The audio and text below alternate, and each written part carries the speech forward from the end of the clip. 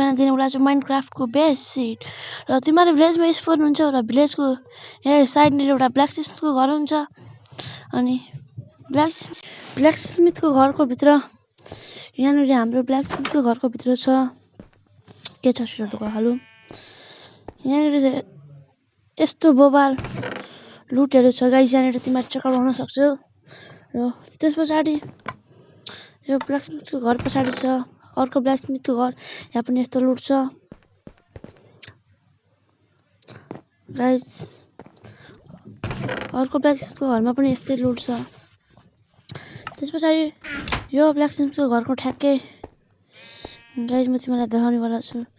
यसको अपोजिटमा पनि अझ एउटा ब्ल्याकस्मिथको घर छ र त्यहाँनिर पनि बोबाल लुट छ गाइस।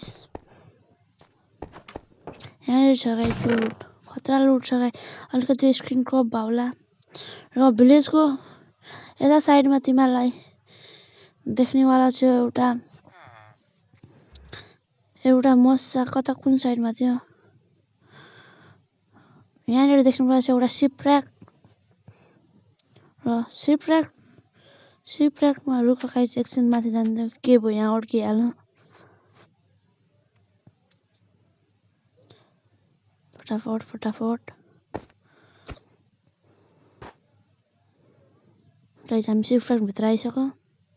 सिपऱ्याकको चेस्टको लुट यहाँ दुईवटा स्मिटिङ टेम्प्लेट अनि एउटा बडी ट्रेजर म्याप पनि छ गाइस। यहाँनिर म तिमीलाई देखाउ यहाँ बडी ट्रेजर म्याप तिमीहरू चेक गर्न सक्छौ गाइस। यो सिपऱ्याक पनि, सिपऱ्याकको ठिक यता साइडमा एउटा इग्लु पनि छ। म इग्लु तिमीलाई धेरै देखाउँदिन, तर तिमीहरूलाई मन पर्यो भने यो इग्लुलाई पनि चेकआउट गर्न सक्छौ के छ मलाई थाहा छैन। र गाइस यही हो त्यो सिन, मन पर्यो भने लाइक अनि च्यानललाई सब्स्क्राइब गरिदेऊ।